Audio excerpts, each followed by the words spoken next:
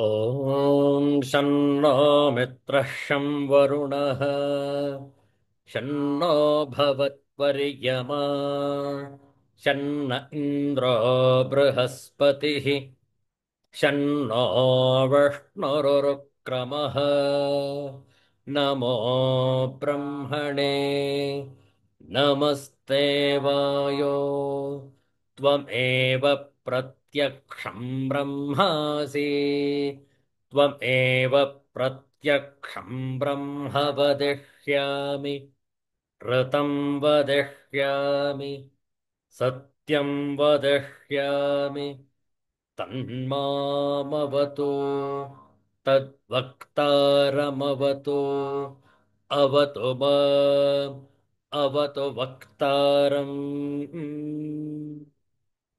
ॐ शान्ति शान्ति शान्तिः हरिः ॐ श्रीगुरुभ्यो नमः हरिः ॐ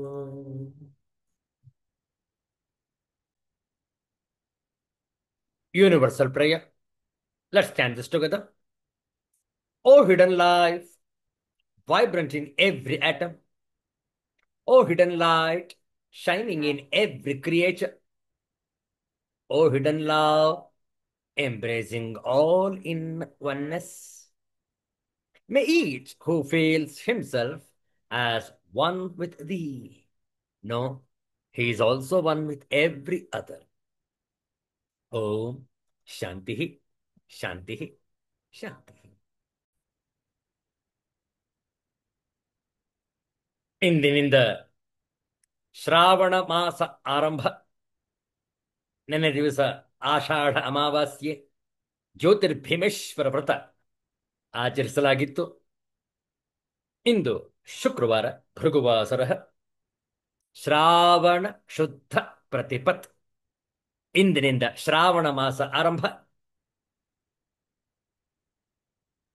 ಪ್ರಥಮ ಹಬ್ಬವಾಗಿ ಪಂಚಮಿಯ ದಿವಸ ಶ್ರಾವಣ ಶುದ್ಧ ಪಂಚಮಿ, ನಾಗರ ಪಂಚಮಿಯ ಆಚರಣೆ ಮುಂದಿನ ಮಂಗಳವಾರ 29ನೇ ತಾರೀಕು ಜುಲೈ ನಾಗರ ಪಂಚಮಿ. ಇಂದು ಜುಲೈ ತಿಂಗಳ 25ನೆಯ ತಾರೀಕು 2025ನೇ ಇಸವಿ ಭೃಗುವಾಸರ ಶುಕ್ರವಾರ. ಶ್ರಾವಣ ಮಾಸ ಆರಂಭದ ಈ ಶುಕ್ರವಾರದ ಮುಸ್ಸಂಜೆಯಲ್ಲಿ ಶ್ರೀ ಲಲಿತಾ ಸಹಸ್ರನಾಮ ಸ್ತೋತ್ರಂ ಇದರ ಧ್ಯಾನ ಶ್ಲೋಕಗಳನ್ನು ಹಾಗೂ ಲಲಿತಾ ಸಹಸ್ರನಾಮದ 5 ಶ್ಲೋಕಗಳನ್ನು ಪಾರಾಯಣ ಮಾಡುವ. ತಾವು ಕೂಡ ನಮ್ಮೊಡನೆ ಪಾರಾಯಣವನ್ನು ಮಾಡಬಹುದು. ಧ್ಯಾನಂ ಸಿಂಧೂರಾರುಣ ವಿಗ್ರಹಾಂ ತ್ರಿನಯನಾಂ ಮಾಣಿಕ್ಯಮೌಳಿಸ್ಫುರತ್ ತಾರಾನಾಯಕ ಶೇಖರಾಂ ಸ್ಮಿತಮುಖೀಂ ಆಪೀನವಕ್ಷೋರುಹಾಂ ಪಾಣಿಭ್ಯಾಮಲಿಪೂರ್ಣರತ್ನಚಷಕಂ ರಕ್ತೋತ್ಪಲಂ ಬಿಭ್ರತೀಂ ಸೌಮ್ಯಾಂ ರತ್ನಘಟಸ್ಥರಕ್ತಚರಣಾಂ ಧ್ಯಾಯೇತ್ ಪರಾಮಂಬಿಕಾಂ ಅರುಣಾಂ ಕರುಣಾತರಂಗಿತಾಕ್ಷೀಂ धृतपाशाङ्कुशपुष्पबाणचापाम् अणिमादिभिरावृतां मयूखैः अहमित्येव विभावये भवानी.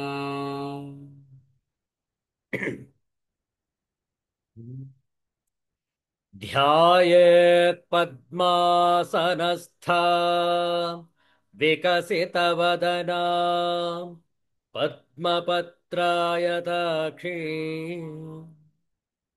हेमाभां पीतवस्त्रां करकलिता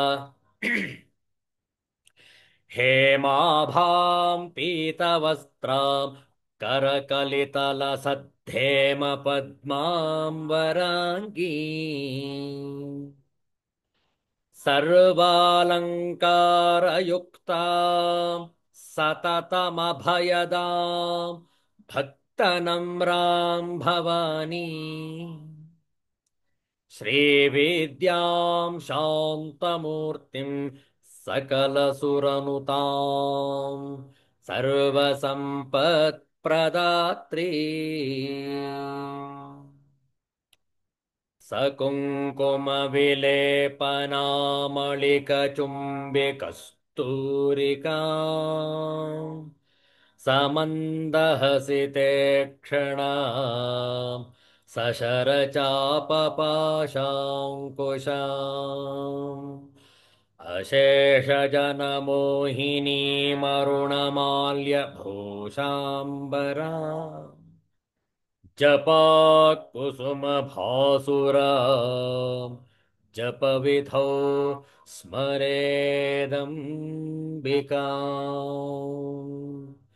लमित्यादि पञ्चपूजा लं पृथिवीतत्त्वात्मिकायै श्रीललितादेव्यै गन्धं परिकल्पयामि हम् आकाशतत्त्वात्मिकायै श्रीललितादेव्यै पुष्पं परिकल्पयामि यं वायुतत्त्वात्मिकायै श्रीललितादेव्यै धूपं परिकल्पयामि रं वह्नितत्त्वात्मिकायै श्रीललितादेव्यै दीपं परिकल्पयामि वम् अमृततत्त्वात्मिकायै श्रीललितादेव्यै अमृतनैवेद्यं परिकल्पयामि सं सर्वतत्त्वात्मिकायै श्रीललितादेव्यै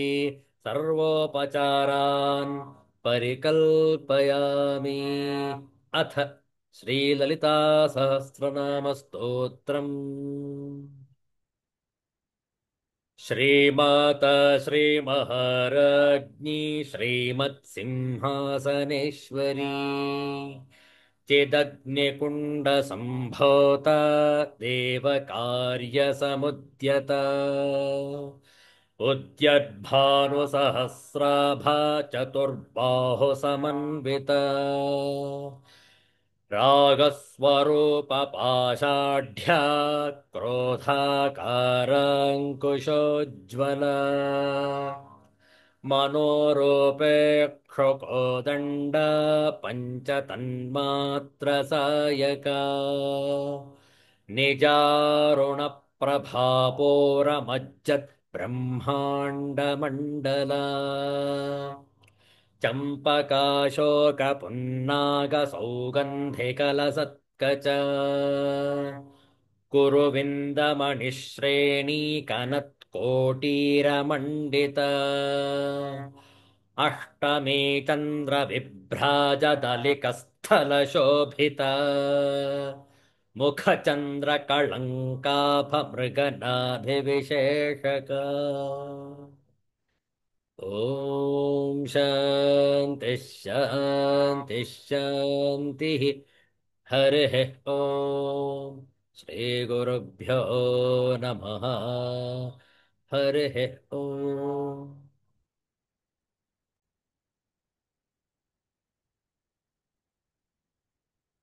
ಈ ಶುಕ್ರವಾರದ ಮುಸ್ಸಂಜೆಯಲ್ಲಿ ಶಾರದಾ ಭಜನೆಯನ್ನು ಮಾಡೋಣ. ನಾವು ಹೇಳಿಕೊಡ್ತೇವೆ, ತಾವು ಪುನರಾವರ್ತಿಸಬಹುದು.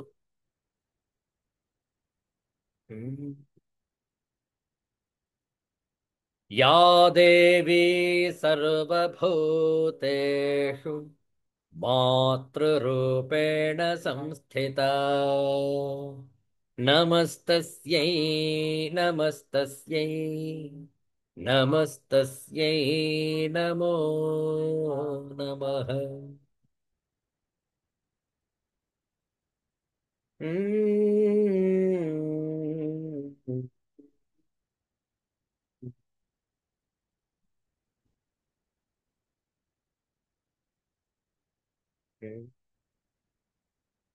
देहि देहि शरदे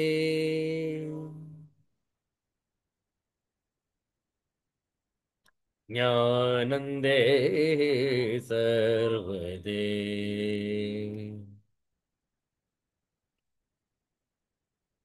देहि देहि शरदे।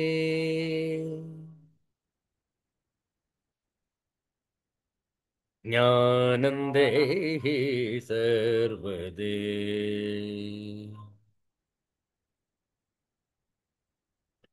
प्रेमरूपिणि शारदे।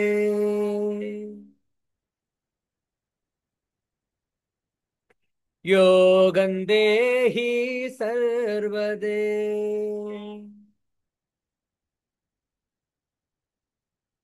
बुद्धिरूपिणि शरदे।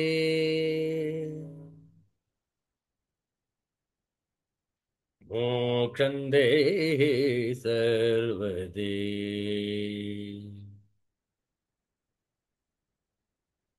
देहि देहि शरदे।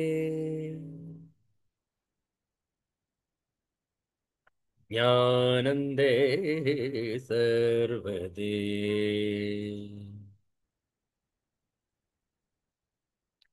हंसवाहिनि हंसनादिनि हंसरूपिणि शारदे।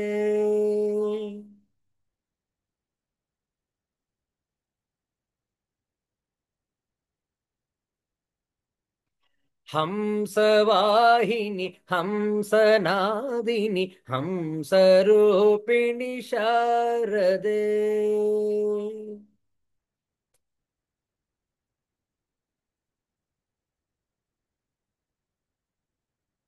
शारदे जय शारदे जय शारदे जय शारदे।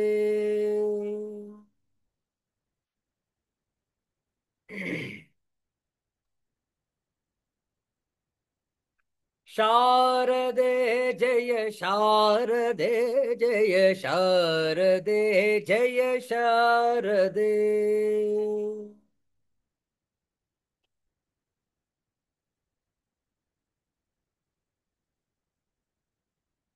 देहि देहि शरदे।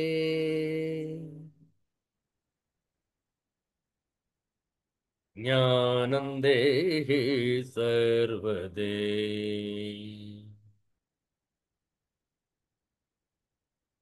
पूर्णचन्द्रकलास्वरूपिणि पूर्णयोगिनि शारदे।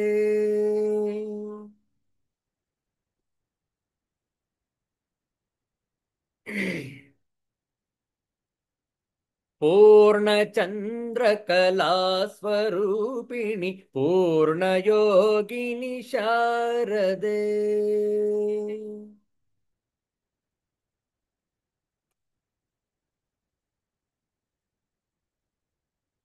शारदे जय शारदे जय शारदे जय शारदे।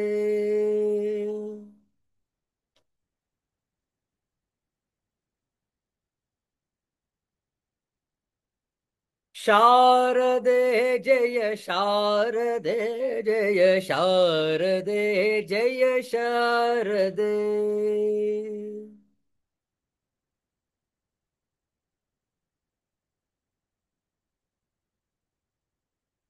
देहि देहि शरदे।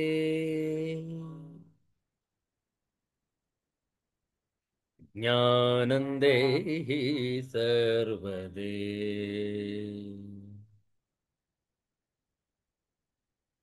ज्ञानं देहि सर्वदे।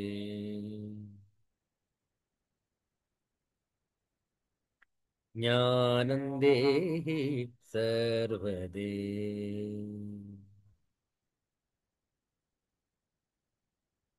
श्री शारदा माता की जय।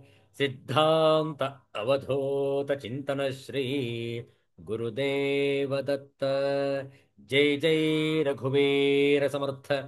श्री सद्गुरुनाथ महाराज की जय। हर हर नमः पार्वतीपतये हर हर महादेव शंभो.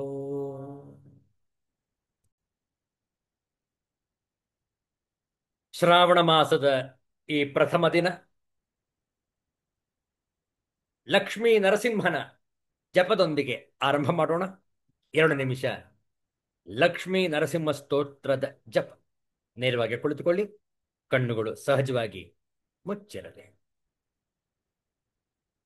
ದೀರ್ಘ ಉಚ್ಛ್ವಾಸ ನಿಶ್ವಾಸಗಳು ನಡೆಯುತ್ತಿರಲಿ. ಮನಸ್ಸು ಪ್ರಶಾಂತವಾಗಿರಲಿ, ಪವಿತ್ರವಾಗಿರಲಿ. ನಾವು ಹೇಳಿಕೊಟ್ಟ ನಂತರ ಪುನರಾವರ್ತನೆ. ಜಯ ಜಯ ಲಕ್ಷ್ಮೀ ನರಸಿಂಹ,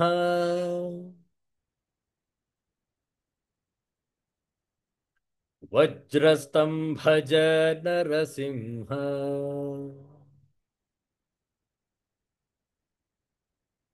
ಜಯ ಜಯ ಲಕ್ಷ್ಮೀ ನರಸಿಂಹ,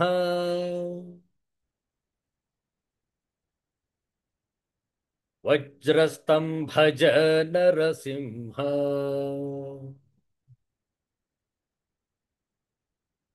ಜಯ ಜಯ ಲಕ್ಷ್ಮೀ ನರಸಿಂಹ,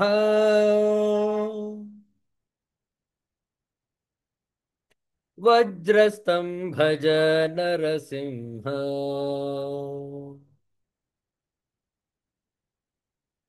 ಜಯ ಜಯ ಲಕ್ಷ್ಮೀ ನರಸಿಂಹ,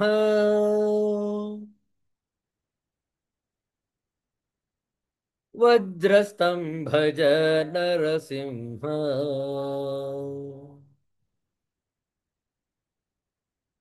ಜಯ ಜಯ ಲಕ್ಷ್ಮೀ ನರಸಿಂಹ,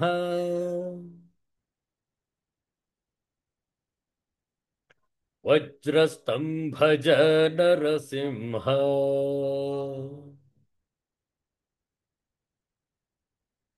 ಜಯ ಜಯ ಲಕ್ಷ್ಮೀ ನರಸಿಂಹ,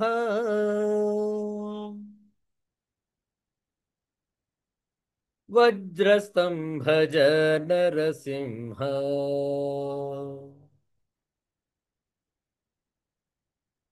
ವಜ್ರಸ್ತಂಭಜ ನರಸಿಂಹ,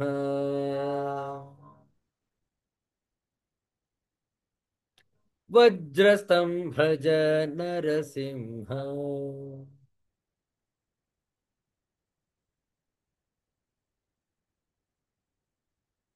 ನಿಧಾನವಾಗಿ ಕಣ್ಣುಗಳನ್ನು ತೆರೆಯುವುದು.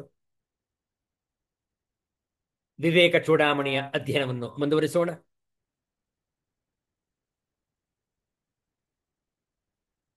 ತತ್ವಂ ಅಸಿ ಇತಿ ಆತ್ಮನಿ ಭಾವಯ. ಗುರುಗಳ ಉಪದೇಶ ಬಹಳ ಚಂದದಲ್ಲಿದೆ. ಅತ್ಯಂತ ವಿಸ್ತಾರವಾದಂತಹ ವಿಚಾರವನ್ನು ಆಗಲೇ ಮಾಡಿದ್ದೇವೆ. ಈ ವಿಚಾರದ ಅಂತಿಮ ಘಟ್ಟವನ್ನ ಇಂದು ಚರ್ಚಿಸೋಣ.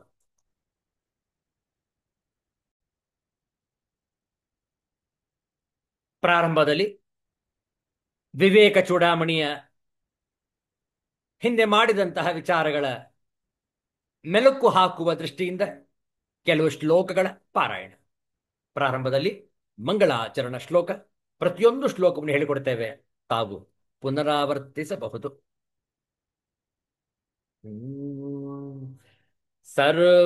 ಸರ್ವವೇದಾಂತ ಸಿದ್ಧಾಂತ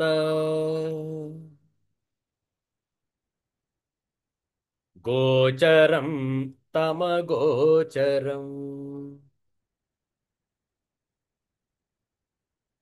ಗೋವಿಂದಂ ಪರಮಾನಂದಂ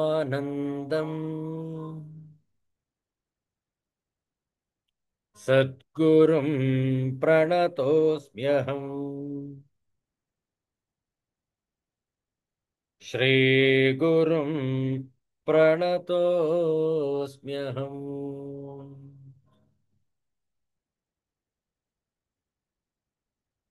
260ನೇ ಶ್ಲೋಕ. ನಿರ್ವಿಕಲ್ಪಕಮನಲ್ಪಮಕ್ಷರಂ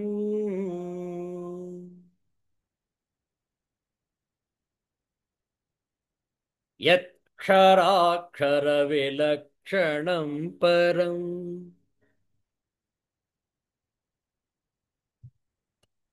नित्यमव्ययसुखं निरञ्जनम्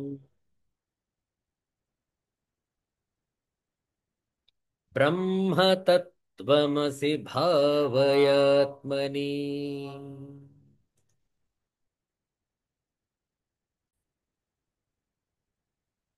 यद्विभाति सदनेकधा भ्रमात्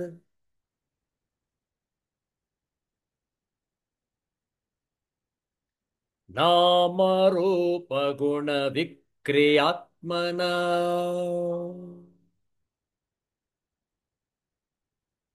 हेमवत् स्वयमविक्रियन् सदा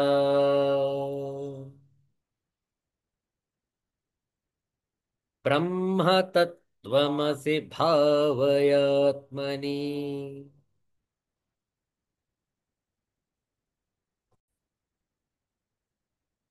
यच्चकास्त्यनपरं परात् परम्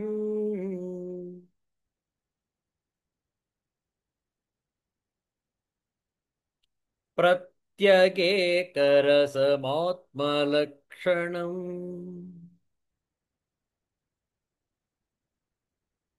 सत्यचित् सुखमनन्तमव्ययम्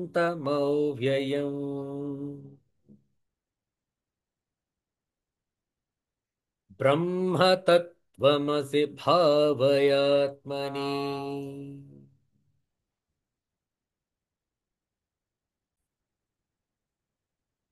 उक्तमर्थमिममात्मनि स्वयम्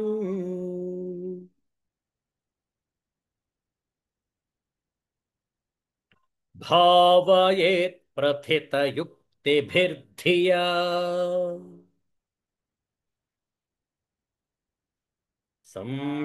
संशयादिरहितं कराम्बुवत् तेन तत्त्वनिगमो भविष्यति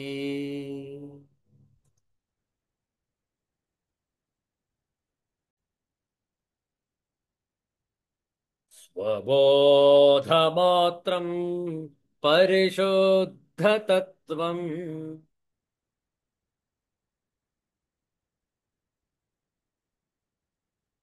ಇಲ್ಲಿ ಸಂಬೋಧ ಅಂತ ಇದೆ, ಅದನ್ನ ಸ್ವಬೋಧ ಅಂತ ಮಾಡಿಕೊಳ್ಬಹುದು. ಸ್ವಬೋಧ ಮಾತ್ರಂ ಪರಿಶುದ್ಧ ತತ್ವಂ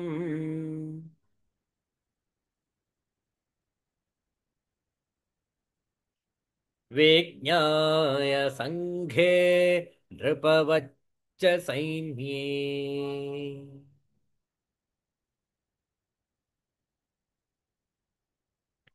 तदाश्रयस्वात्मनि सर्वदा स्थितः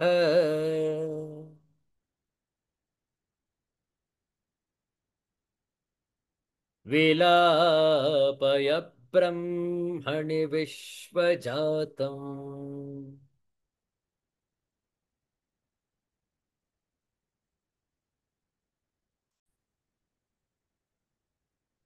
बुद्धौ गुहायां सदसद्विलक्षणम्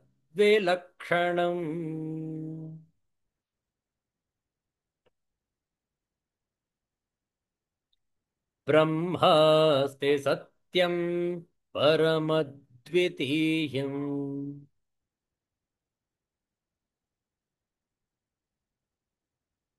तदात्मना वसेत् गुहाय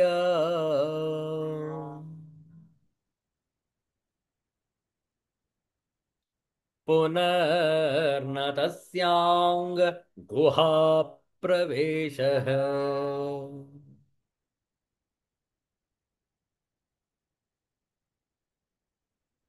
ॐ शान्तिः शान्तिः शान्तिः हरिः ॐ श्रीगुरुभ्यो नमः हरिः ॐ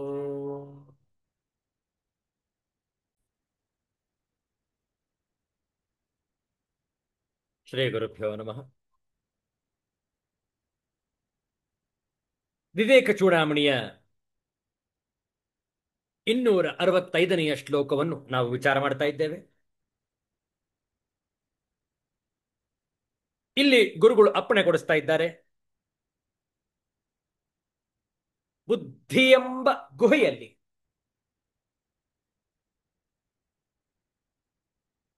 ನಾವು ಭಗವಂತನ ಸಾಕ್ಷಾತ್ಕಾರವನ್ನು ಮಾಡಿಕೊಳ್ಳಬೇಕು. ಯಾರು ಆತ್ಮಸ್ವರೂಪವನ್ನು ಮನಗಾಣುವರು ಅವರಿಗೆ ಮತ್ತೆ ಪುನರ್ಜನ್ಮವಿಲ್ಲ. ತಸ್ಯ ಹೇ ಅಂಗ ಗುಹಾ ಪ್ರವೇಶ ನ. ಹೇ ಶಿಷ್ಯ, ಮತ್ತೆ ಆ ಋಷಿಗೆ, ಆ ಸಾಧಕನಿಗೆ, ಆ ಮುನಿಗೆ, ಆ ಜ್ಞಾನಿಗೆ ಪುನರ್ಜನ್ಮವಿರುವುದಿಲ್ಲ. ಬಹುಶಃ ನಿಮಗೆ ನೆನಪಿರಬಹುದು, ವಿವೇಕ ಚೂಡಾಮಣಿಯ 2ನೆಯ ಶ್ಲೋಕ. ಆ ಶ್ಲೋಕವನ್ನು ಹಂಚಿಕೊಳ್ತೇವೆ ನೋಡಿ.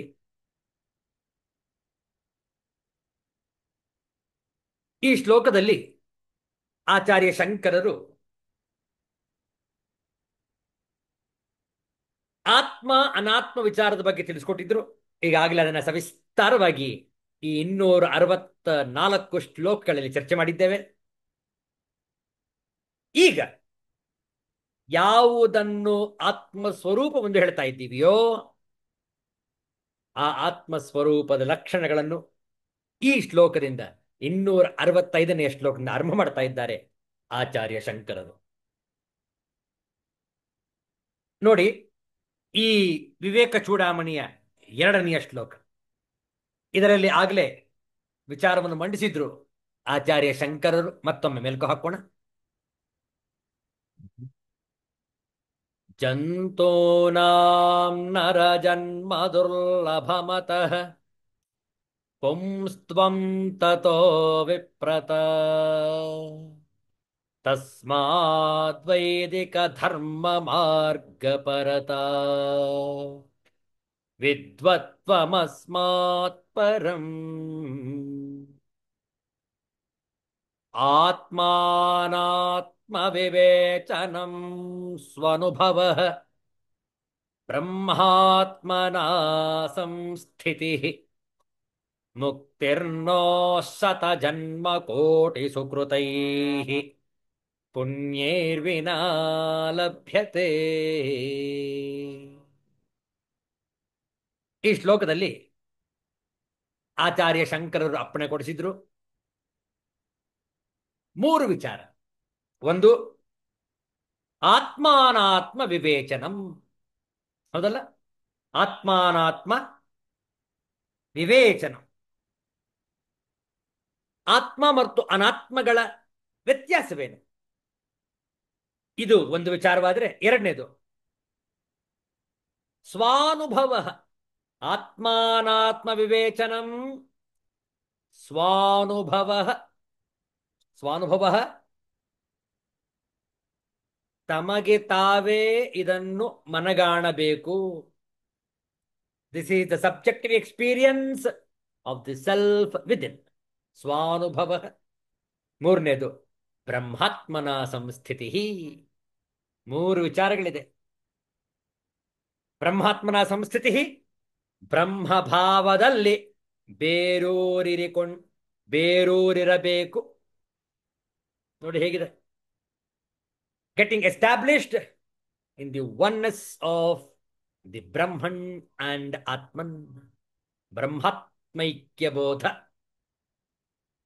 ಈ 3 ವಿಚಾರಗಳನ್ನು ಆಚಾರ್ಯ ಶಂಕರರು ವಿವೇಕ ಚೂಡಾಮಣಿಯ 2ನೆಯ ಶ್ಲೋಕದಲ್ಲೇ ಮಂಡಿಸಿದರು. ಹೌದಲ್ಲ? ನೋಡಿ, 3ನೇ ಸಾಲು, ಆತ್ಮಾನಾತ್ಮ ವಿವೇಚನಂ ಸ್ವಾನುಭವ ಬ್ರಹ್ಮಾತ್ಮನ ಸಂಸ್ಥಿತಿ. ಈ 3ರಲ್ಲಿ ಆಗಲೇ ಆತ್ಮಾನಾತ್ಮ ವಿವೇಚನ, ಆತ್ಮಾನಾತ್ಮ ವಿವೇಕದ ಬಗ್ಗೆ ಆಗಲೇ ಚರ್ಚಿಸಿ ಆಗಿದೆ.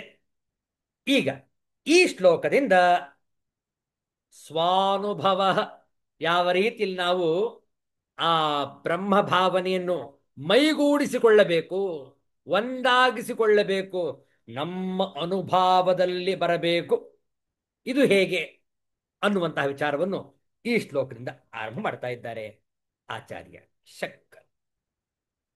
In the cave of the intellect is the heart, and in the heart, the Atman is apprehended. The idea of being in an atmosphere of love, when an individual starts thinking regularly, he will arrive at the experience of the Atman. This self, which is in the cave of the heart, is something other than the subtle and the gross. It is the supreme Brahman and is non-dual. He who enters this cave through meditation and comes to apprehend that he himself is the pure consciousness, to him there is no re-entry into a fresh body. Cave of the body, Guha, means the womb of the mother. That is, he will have no more births. At present, we are caught up in the cave of the body. Once you are engaged with Brahman, there are no more engagements with the flesh. As a result of your sadhana and courtship, the engagement is announced. Thereafter, there are no more births. Since there are no residual vasanas to conjure up a fit body and environment for them to play out. Complete, all the vasanas have been annihilated. Therefore, in the next verse, Acharya Shankara explains how to give up the vasanas. What is the methodology to be adopted to give up the vasanas? Let's see the next shloka.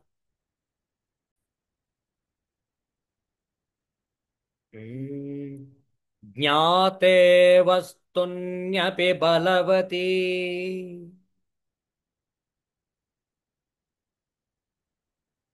वासनानादिरेष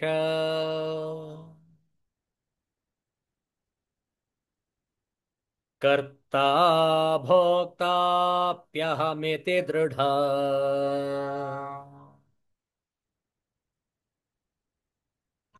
यास्य संसारहेतुः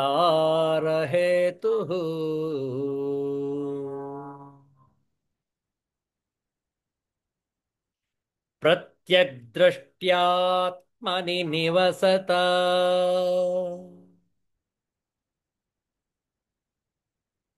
सापनेया प्रयत्नात् मुक्तिं प्राहुस्तदिह मुनयः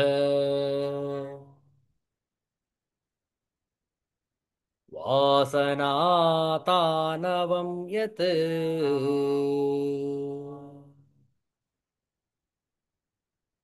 मತ್ತೊಮ್ಮೆ ज्ञाते वस्तुन्यपि बलवती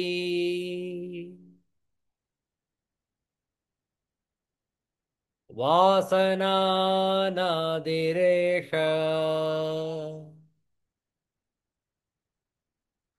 कर्ता भोक्ताप्यहमिति दृढा यास्य संसारहेतुः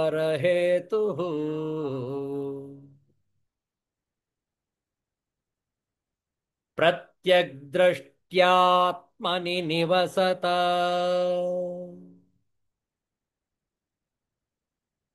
सापनेया प्रयत्नात्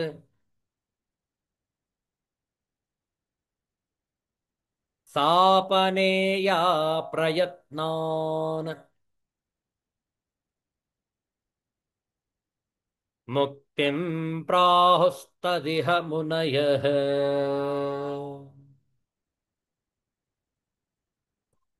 वासनातानवं यत्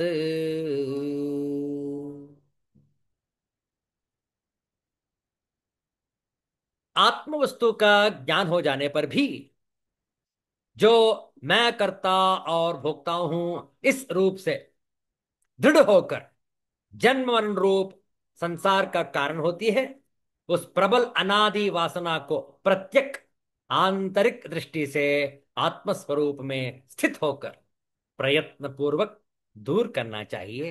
क्योंकि इस संसार में वासना की क्षीणता को ही मुनियों ने मुक्ति कहा है।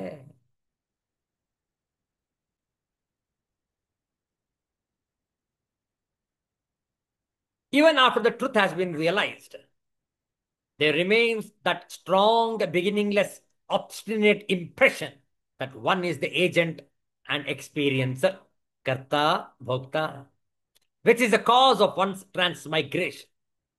That impression has to be carefully removed by living in the Brahman with a constant identification with the Supreme Self. The sages call that liberation, which is the attenuation of vasanas or impressions here and now. Attenuation, etc. Because the man who has no selfish desires easily attains mukti. Those who are attached to their own self-aggrandizement, they can never be liberated. ज्ञाते वस्तुनि अपि बलवती वासना अनादि एषा कर्ता भोक्ता अपि अहम इति दृढ़ा या अस्य संसार हेतु प्रत्यक दृष्टि आत्मनि निवसता सा अपनेया प्रयत्नान् मुक्तिं प्राहुः तत् इह मुनयः वासना तानवं यत् ಜ್ಞಾತೆ ವಸ್ತುನಿ ಅಪಿ ಆತ್ಮನನ್ನು ಅರಿತುಕೊಂಡ ಮೇಲೂ ಅಹಂ ನಾನು ಕರ್ತ ನಾನು ಕರ್ತೃ ಅಪಿ ಮತ್ತು ಭೋಕ್ತ ನಾನು ಭೋಕ್ತೃ ಇತಿ ಎಂಬ ಯಾವ ಅನಾದಿ ಅನಾದಿಯಾದ ವಾಸನಾ ಸಂಸ್ಕಾರವು ಬಲವತಿ ಪ್ರಬಲವೂ ದೃಢವೋ ಆಗಿರುತ್ತದೆ ಏಷಾ ಇದು ಅಸ್ಯ ಈ ಮನುಷ್ಯನ ಸಂಸಾರ ಹೇತು ಸಂಸಾರಕ್ಕೆ ಕಾರಣವಾಗಿರುತ್ತದೆ ಪ್ರತ್ಯಕ್ ದೃಷ್ಟ್ಯ ಪ್ರತ್ಯಗಾತ್ಮ ದೃಷ್ಟಿಯಿಂದ ಆತ್ಮನಿ ಆತ್ಮನಲ್ಲಿಯೇ ನಿವಸತ ನೆಲೆಸಿರುವ ಬ್ರಹ್ಮನಿಷ್ಠ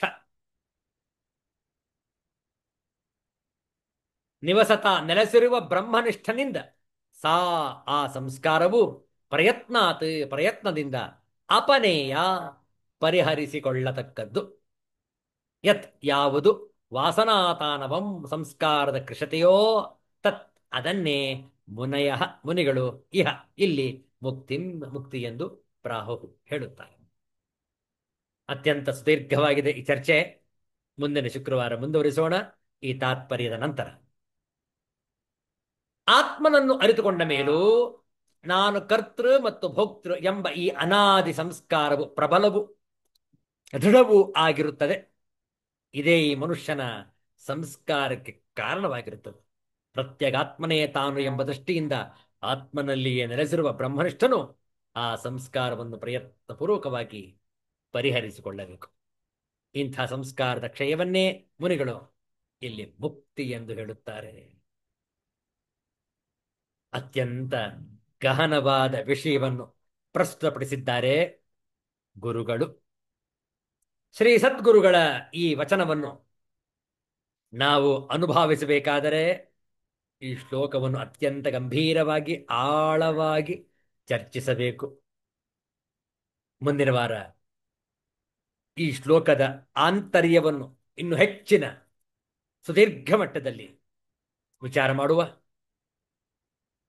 ಇಲ್ಲಿಗೆ ಇಂದಿನ ಸತ್ಸಂಗವನ್ನು ಸಂಪನ್ನಗೊಳಿಸೋಣ ಮುಂದಿನ ಶುಕ್ರವಾರ ಭೇಟಿಯಾದಾಗ ಈ ಶ್ಲೋಕದ ಸುದೀರ್ಘ ಚರ್ಚೆಯನ್ನು ಮಾಡೋಣ ಶಾಂತಿ ಮಂತ್ರ ಓಂ ಸರ್ವೇ ಭವಂತು ಸುಖಿನಃ ಸರ್ವೇ ಸಂತು ನಿರಾಮಯಾಃ ಸರ್ವೇ ಭದ್ರಾಣಿ ಪಶ್ಯಂತು ಮಾ ಕಶ್ಚಿತ್ ದುಃಖಭಾಗ್ ಭವೇತ್ ಓಂ ಶಾಂತಿ ಶಾಂತಿ ಶಾಂತಿ ಹರಿ ಓಂ ಶ್ರೀ ಗುರುಭ್ಯೋ ನಮಃ. ಹರಿ ಓಂ. ಮತ್ತೆ ಭೇಟಿಯಾಗೋಣ. ಎಲ್ಲರಿಗೂ ಒಳಿತಾಗಲಿ. ಎಲ್ಲರಿಗೂ ಶುಭವಾಗಲಿ. ಜೈ ಶ್ರೀ ಗುರುದೇವ ದತ್ತ.